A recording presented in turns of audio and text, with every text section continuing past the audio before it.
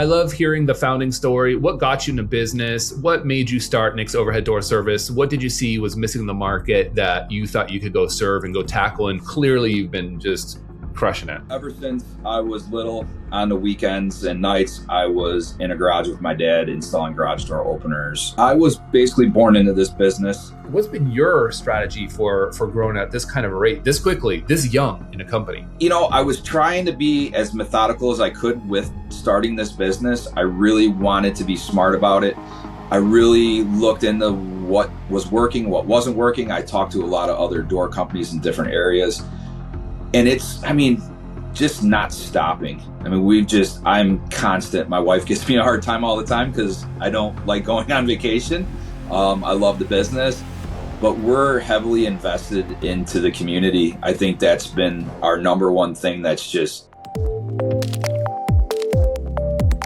All right, welcome to the Superpro podcast. I'm Roland Ligtenberg. I am the co-founder of Housecall Pro and the founder of the Superpro program. Over the last 13 years, I've guided thousands, tens of thousands probably, of home service pros to adopt technology, embrace innovation, and accelerate their growth. I love learning about the journey and sharing their success stories with others and tips and tricks and extracting golden nuggets for you all. Today, I'm really excited. We've got Nick Finnen. He's the owner and founder of Nick's Overhead Door Service. They're a garage door company based out of Johnsburg, Illinois, right on the border of Wisconsin and Illinois. They're on track. So they did 1.3 last year. So they're on track to hit 1.6 this year. And the previous to that, 2024 was 800. So they've been seeing tremendous growth, 5 employees, 3 trucks. Nick, thank you for agreeing for coming on the show. Absolutely. Thanks for having me. Hey, I love hearing the founding story. What got you into business? What made you start Nick's Overhead Door Service? What did you see was missing in the market that you thought you could go serve and go tackle? And clearly you've been just crushing it. So I was basically born into this business. My dad is a retired garage door guy. So ever since I was little, on the weekends and nights, I was in a garage with my dad installing garage door openers, garage doors, anything that had to do with garage doors. I had gotten into Ironworkers Union here. My dad got into doing commercial work. So I've worked for quite a few of the largest door companies, probably in the United States. Got some pretty amazing experience throughout the years. Got to do some pretty cool stuff, work on some of the largest doors in the world. And then what's the largest door? What's the tallest, biggest, heaviest? How do you measure that? All right. So I would say one of the largest ones that I've worked on is the United Airlines hangar doors. Cool. So that door is large enough to fit a 747 airplane in. Oh. It's actually in 3 pieces, and each slab of that door has 3 80,000-pound counterweights. So pretty massive. Wow. Pretty massive. I can't even imagine. Yeah. That's something you don't want falling on your head. No. That's a door, to put in perspective, when that door is open, you can walk that top of that door with no issues, right? Like a residential garage door, if you tried walking on that, it would fold in half. Like these doors, you could probably have a football game on top of them. 80,000 pound counterweight. Yeah, I can only imagine. Yeah, about 90 feet tall, approximately. So, wow. Yeah, some big ones. Yeah, that's crazy. And so, so after doing all that fun stuff, you're like, all right, now I'm going to start my own business, or what was kind of the process of going? So one of the last companies that I was at, I'd actually tried purchasing for about 2 years. Stubborn old guy, was back and forth with him. He came to me at the last minute and said, "Hey, Nick, I'm going to live till I'm 120 and I'm not going to sell my business."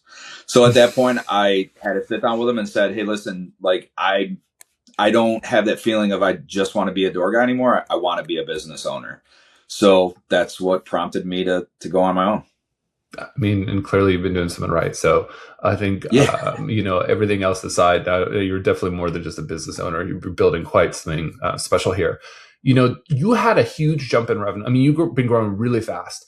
A lot of people will probably see that and be like, it's just top line growth. You can just pump some marketing and do it that way. But what's been what's been your strategy for growing at this kind of a rate, this quickly, this young in a company?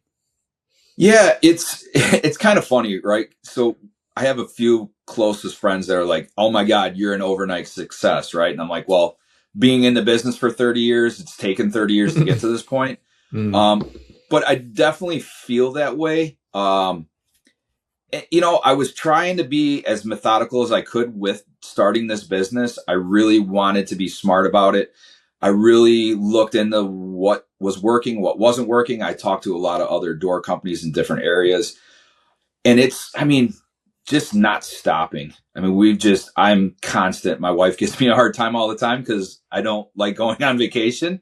I love the business, but we're heavily invested into the community. I think that's been our number one thing. We've exploded. We really have. Let's expand on that a little bit, because a lot of people say like, yeah, we're a community business. We're family owned and operated, and we work in your community. So when you're talking about it as like a growth driver, like what are you doing? Are you allocating budget? How are you thinking about it? Where are you sponsoring things? Like walk me through your mind. What would you advise others to do? So I have 5 girls. So obviously we're at school a lot. So I really wanted to focus on investing back in the kids. I truly believe in that. That's something my dad taught me. My idea was when anyone thought of a garage door, they think of Nick's. So, our logo placement has been everywhere that matters. We're on the high school football scoreboard. We're on the basketball. We're in baseball. We're doing, local car shows, which to me, that was like a no-brainer, right? Like every guy that has a hot rod has a garage, right? So that one was yeah, to me. It was that one correlates really well. Yeah, and being a car guy myself, I've always had big garages, so it's like this is like a no-brainer to me. So we're constantly hitting car shows, which has paid off a ton, and it's all local stuff, and it's been awesome. Our community in Johnsburg, McHenry County is extremely supportive, extremely.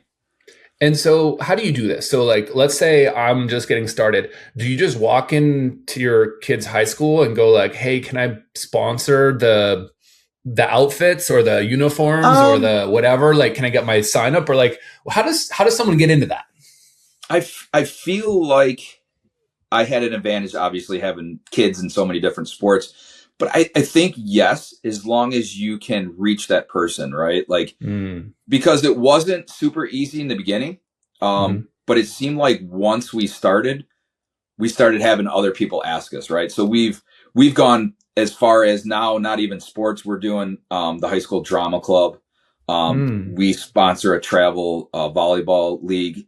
So yeah, it's funny, right? It's like getting in the door is it's the biggest hurdle. But after that, it seems like people realize how much you want to support. So now we have them coming to us basically. And it's awesome. It's really a cool feeling. And so how do you do that? Do you go to them and you say like, look, I'll give you $500 a month for X, or, hey, I'm going to buy the uniforms and, it costs a couple grand? Or is this a recurring thing, a one-off thing? Is this a per season thing? Like what's kind of the details for someone that doesn't even know how to go about this? So most places are pretty structured now. They kind of come to you, or when you go to them, they'll say, hey, this is what we have broken down as far as, do you want to be the number one sponsor, a prime sponsor, or a supporting sponsor? And they're pretty good. Like they've got it broke down and what they need. And it's structured from there. Yeah. So just reach out and ask. Yeah. I would say, anything like, go to a show, a high school show, right? Like the drama club, we went to a show. I had my Nick's overhead door sweatshirt on, met the guy, got to talking. We came in over the weekend. He gave us a tour. We ended up sponsoring them. Like, yeah, it's just reaching out. Go up to a coach. If they don't know, they'll find someone that knows. Yeah, or an AD, whatever, an athletic director, Absolutely. Yes. Some of them are going to point you, either run it or point you to the right person, or sometimes they're run by local volunteers that also have kids, that are just like, hey, I'll run this piece for you. So I think the common denominator, the golden nugget here is just like, you just got to go out and go ask. And I love how, you're wearing your company swag, you're wearing your company stuff. So having the conversation super natural is like, hey, what do you do? Oh, what do I do? Hey, by the way, I love what you're doing here. Is there any way I can support you? And, people will tell you, people love being supported. And I think, don't be afraid to get out there and go ask. I like your mentality, and that seems to be working really well for you. To me, it's no different, right, than going to a builder of a home and wanting to do their doors. It's the same. It's really the same approach. It's, just being aggressive. Yep. And for someone that's starting off, they're probably thinking about their marketing budgets. Like, what do they allocate? Like, what are like typical prices? Is this like a couple $100 a month? Is it $1,000? I know it ranges from A to B, but like, what should they be budgeting for?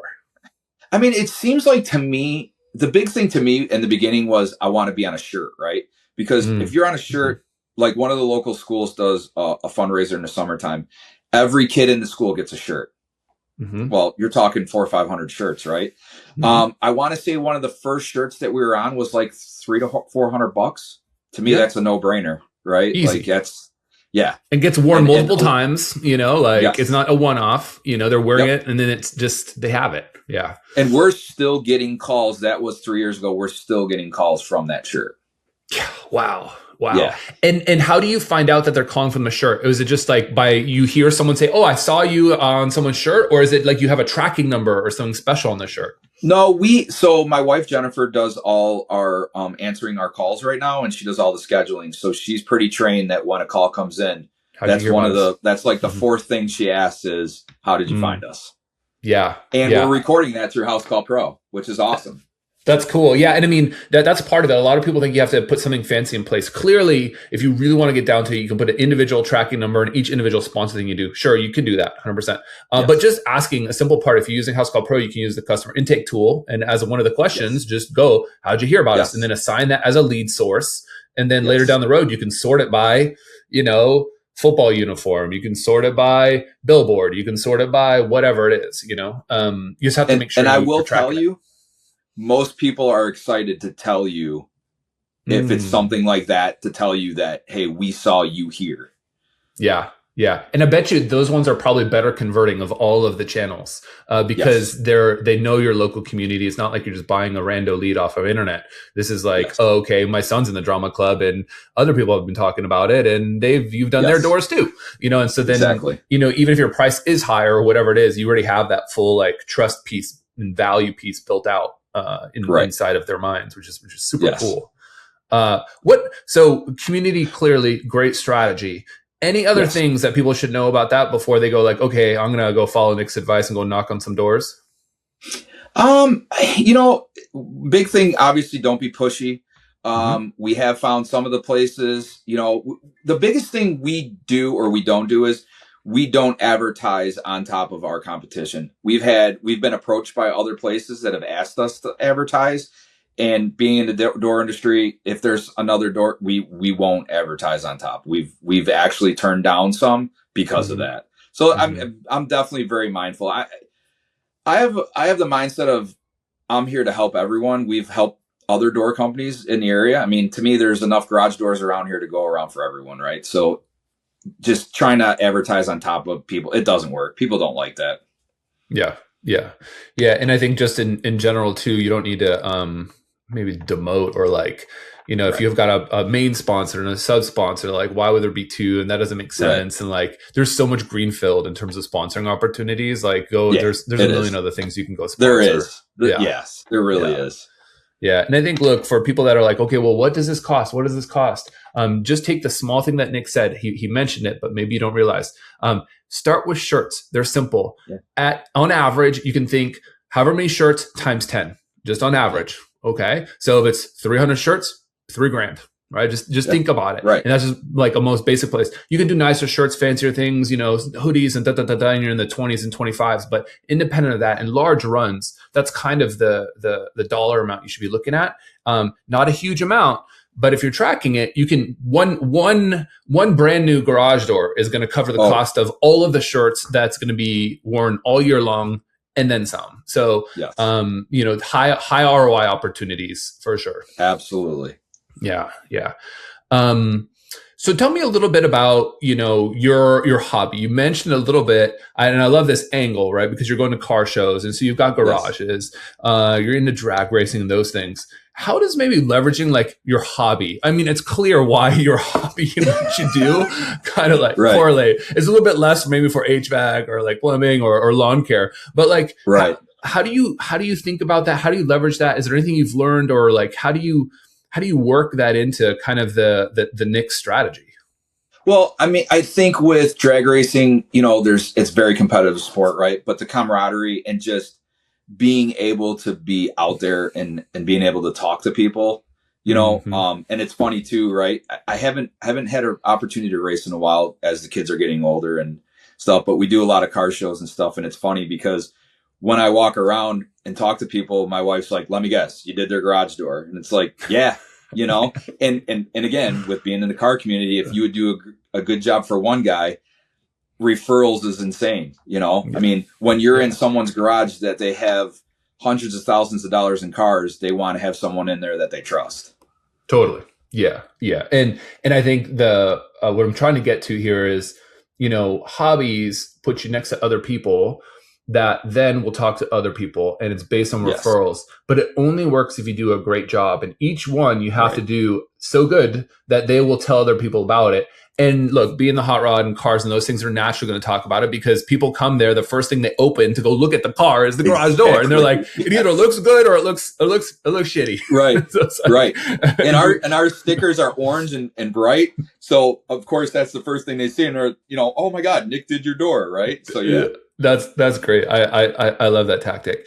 What else kind of, you know, as you're thinking about growing, you need to find good people to work for you. You've been in the industry for a while, so you know a lot of people, but are you finding people fresh off the streets and training them up with Nick's way? Or are they coming in with garage door experience and you're kind of like molding them into, you know, your vision of how Nick's should be run and the service you deliver and all that kind of stuff? So something pretty cool. My top guy was actually trained by my dad as well. So when we left that company, he was working at the same place. He came with me. So it was like a rare occasion, right? So this guy was basically trained the same way as I was trained. So it was kind of a no-brainer to bring him with.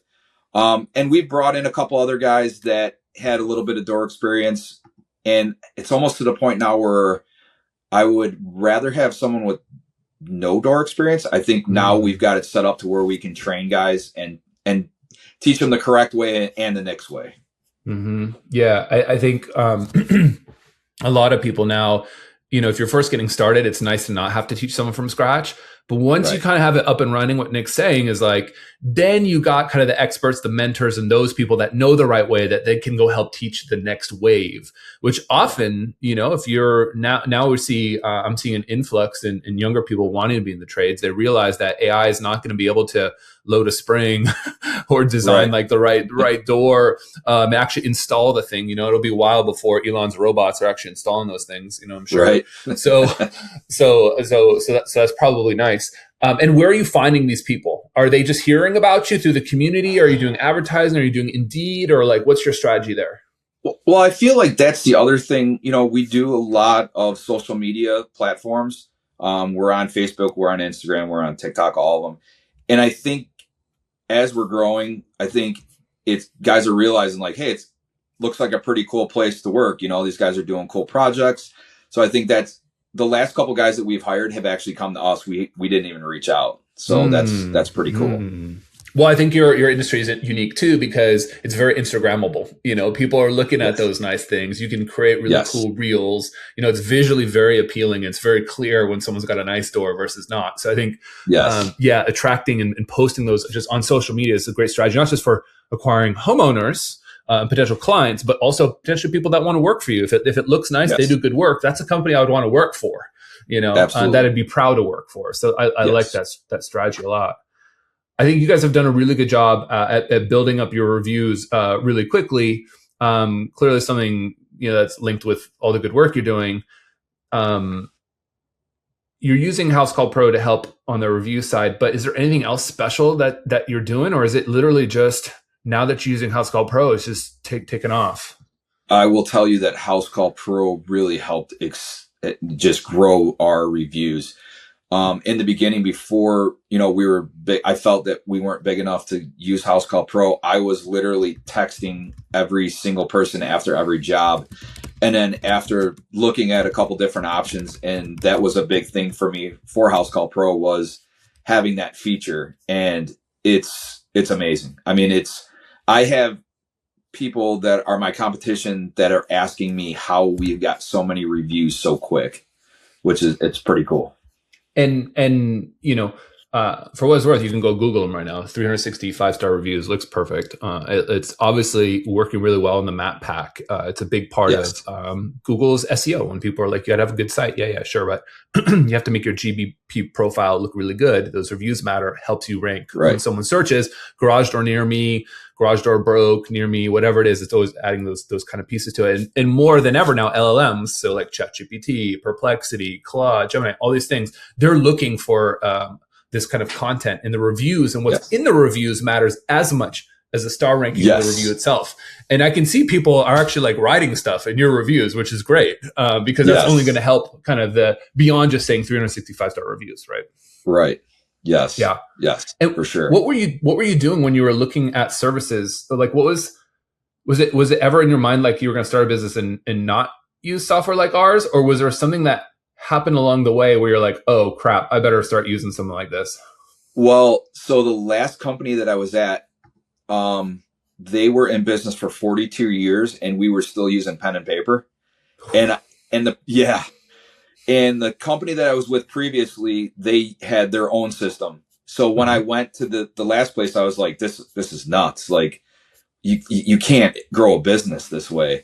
So when I left, that was one of the very first things that I looked at was like, I need to find a CRM that's going to help me grow.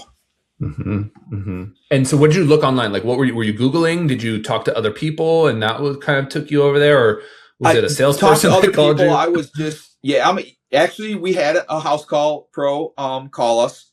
So that was one of the ones that I scheduled, and there was a couple other ones, and I just kept going back to Housecall Pro. I mean, it was the most user-friendly. I've used a couple other ones that are not so user-friendly.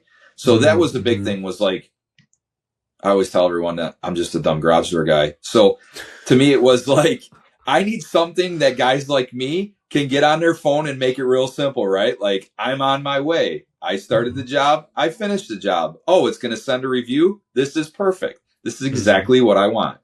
Mm-hmm, mm-hmm. And, for a while you're on the Essential plan, you're on the Max plan already now. What was your reason for like upgrading to kind of the highest end plan? Well, adding employees was huge, right? So, that was a huge thing. And then just having the support. I really wanted to be, ambassador for Housecall Pro. I mean, I believe in it that much. It's awesome. I don't think we'd be anywhere near where we're at without Housecall Pro, for sure.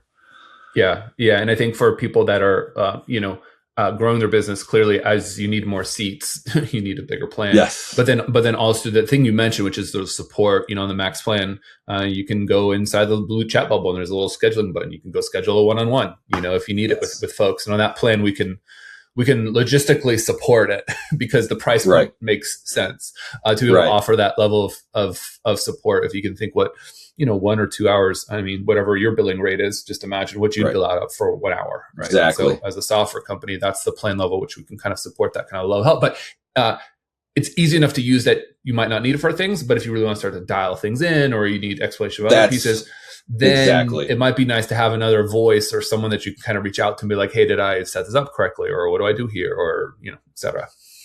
Yeah. My office staff, mostly my wife, she's been using it a lot. We want to get more into it. We want to get more detailed. She's been, I'd say, at least once a day. Oh, once a day. Yeah. And you guys now are also using our voice, which allows you to track and record, all the calls and all those pieces. So you have all that living in one place. Was that something you guys added right out of the gate, or is that something you guys kind of upgraded into as well? We upgraded that. We upgraded that, and then the cam too for taking pictures. That is huge, to be able to take pictures and now videos. Videos is huge for us. All my guys, I want a video of the door opening and closing. I want a walk around video. That is huge. That's great. And look, a lot of people are thinking like, oh, that must be to show the homeowner. But I tell a lot of pros, no. This is your own CYA, cover your ass. This is like a really great feature just to make sure, A, my employees did what they say they did. B, if the customer ever calls me and says it never worked or didn't work, or the dent, you guys made a dent, or like. That's what we just had a month ago. Yeah. We did a door. We left. 2 hours later, we got contacted by the contractor. He was freaking out. You guys destroyed the jam, blah, blah, blah. And I'm like, hold on. I brought up the video. I sent him the video. I go, there's no dent. And he was like, oh my God. I'm like, yep, it's required. All my guys do this for this reason. Mm-hmm. Yeah. So that is huge.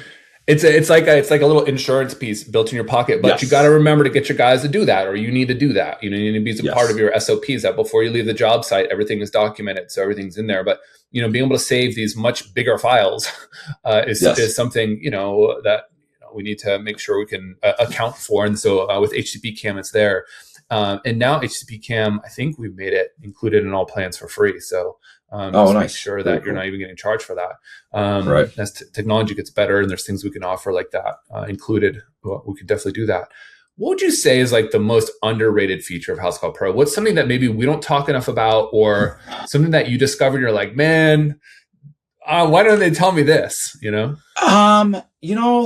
So one thing that I didn't know about, and as we grew, right? So like I started out, everything was in my head, like jobs. I would keep everything in my head. And it got to a point where I was like, oh man, this is not good, because I'm going to start forgetting.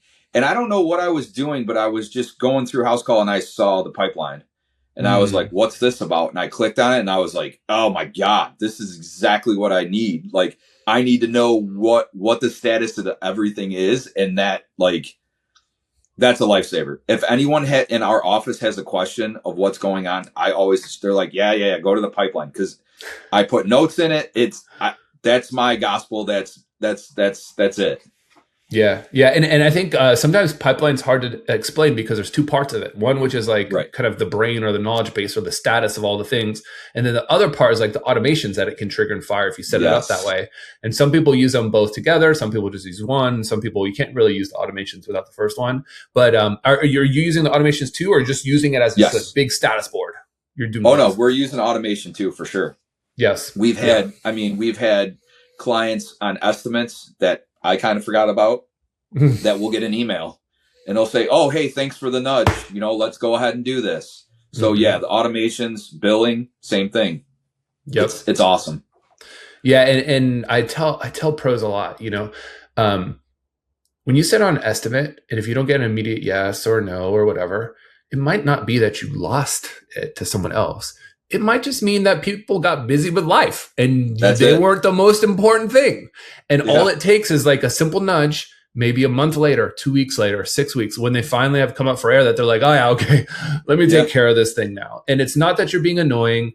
It's not that you've lost a bid, but if you didn't follow up, that's just like money just flowing through your fingers. And a lot of people go like, oh, Roland, pipeline because it's a different price depending on plan, right? Because if you're a bigger company, you pay more. But like on the highest end plan, it's $150 a month. I'm like, if it doesn't pay for itself with one job, just ask me for a refund, because it's going to generate way more than that. Like it's way more, as long as you're giving estimates, right? Just that one feature. It's worth the peace of mind. It's just it just organizes mass chaos, right? It's just, we go from, if it's a job, the job's been created, we get a deposit, the material's been ordered, it literally walks you through it. It's awesome. Yeah, and a lot of people don't realize too, you can customize it. So if you want extra statuses or extra fields, you can add different parts of the process. So you may say like, I'm an appliance guy, so you have to win on a lot of parts unless you're an OEM kind of a guy. Or if you're like a landscaping business, whatever it is, like there's different flows for different companies. And so there's just a standard flow that Housecall Pro has, but you can come in there just like Nick did and just like set up these different ones and different statuses that he's talking about, because that's how he runs his business. So you got to set it up. You got to put in a little bit of work. But once you put in a little bit of work, then you can dump everything into it. And then anyone at any given time can see all the things, which is, I think, one of those big value props there. Yeah. I would say probably the other thing that we rely on, too, is our checklists. I mean, we obviously standard operating procedures, but we put it in a checklist. So whether it's a service call, an install, they have a checklist that they have to complete before they can leave the job. And that's, making sure stickers are on doors. We do yard signs. We do door knockers. That's all in there step by step. I love it. And, as you grow, you're not the one that's out there checking those things. And so if you have this SOP where you want your guys doing the same thing and you set it up so that they can't close it out unless they do the things, then they're going to do the things that you want them to do. Right. And so it's just a way to help kind of grow and scale the business. Clearly you're doing that. I mean, it's part of the reason why you've got such aggressive targets for this year of growth as well. But you can only do that if people are following the process, and you're generating new business and people are seeing those yard signs, people are seeing those 5 rounds, all the other things you're doing, the stickers, et cetera, that create those kind of callbacks. You seem like someone that's always learning. What's something that you're either reading or listening to or watching, or like, is there a group you're in? What's like a piece of advice that, you'd give others that you can learn from? I'm constantly listening more than reading because I'm in the truck a lot. Mm-hmm. I'm listening to podcasts constantly. I'm listening to business podcasts. The last place I was at, the guy always used to tell me he was the smartest in the room. And I just used to think that was insane to me, right? Because I want to be the dumbest in the room. I'm like a sponge. I'm fortunate enough to be surrounded by a lot of business owners that are my friends. So I'm always just standing there listening because there's so much to learn. I don't care if you've been in business. My grandfather owned a steel company for 75 years and he was still learning until the day he died. I mean, it's just, if you're not learning, you're not growing, you're not expanding. I agree. Is there any one podcast that you've been liking a lot that you'd be like, oh, y'all got to listen to this one? So I listen, obviously being garage door based, I listen to Torsion Talk, Ryan Lucia. He's got a podcast, and of course, Tommy Mello. Yeah, those two guys. Awesome. Yeah. Yeah. Home Service Millionaire. I forget if that's the name of his podcast, but anyways, that's one of his books. Yes. We had, me and him did a cool session, the last virtual summit. That guy's nuts, man. Yeah. And then me and Ro, Mike Rowe, but he's super inspirational, lots of fun. He's always a blast to talk to. He's got so much freaking energy. You can just feel it like seeping from his body. Even when I met him in person, it's just like, this guy's got a lot of energy, man. He's not going to get pent up anywhere. He's going to keep building no matter what. Right. That's awesome. If you're in the garage door industry, definitely, listen to Ryan Lucia's, Torsion Talk for sure. And then Tommy Mello, which is easy to find. He's got a couple great books out there as well, for sure. Yeah. Listen to him. Nick, reading Elevate right now. Elevate's his next one, or the most recent one. And then, Nick, if you could like turn back time, maybe 10 years ago, or even younger if you want, but what would you tell baby Nick? What kind of advice would you give him? Do it faster. Go on your own quicker. That's my biggest regret. Mm-hmm. Yeah. Because imagine where you would, like, if you've done this in just 3 years, imagine what you would have built in 10 years. Yeah. I got asked that question. I was in like a business thing, and that was one thing they were going around asking, like, oh, do you regret being in business? And I said, I don't regret being in business. I regret not being in business sooner. Mm-hmm. So, yeah. Mm-hmm. Yeah. Oh, that's an awesome way to wrap up the podcast. Thank you so much, Nick, for coming on, jumping on here. We're right there at that sweet spot, that 30-minute mark. Hopefully you guys that are listening, were able to get from house A to house B in that 30-minute spot. You don't have too long drive times. If you liked anything that Nick said, you can reach out to him. Find him on Facebook. Find him on Google. He's easy to find. And he's in our community as well. If you aren't using Housecall Pro, you'd like to use Housecall Pro, you can always go to housecallpro.com/podcast deal, or you can text me direct.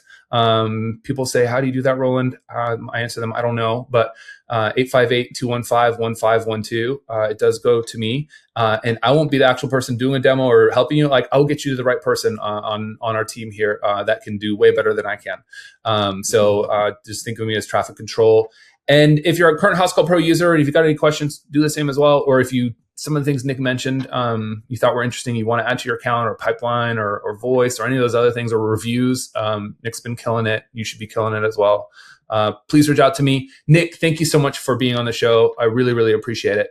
And absolutely, thanks for having me.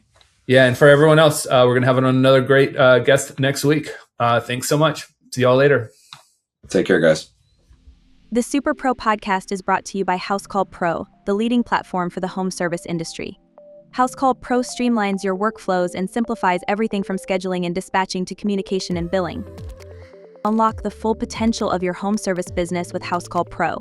Work smarter and more efficiently with streamlined workflows and detailed analytics. Win more business and serve your customers well, every single time.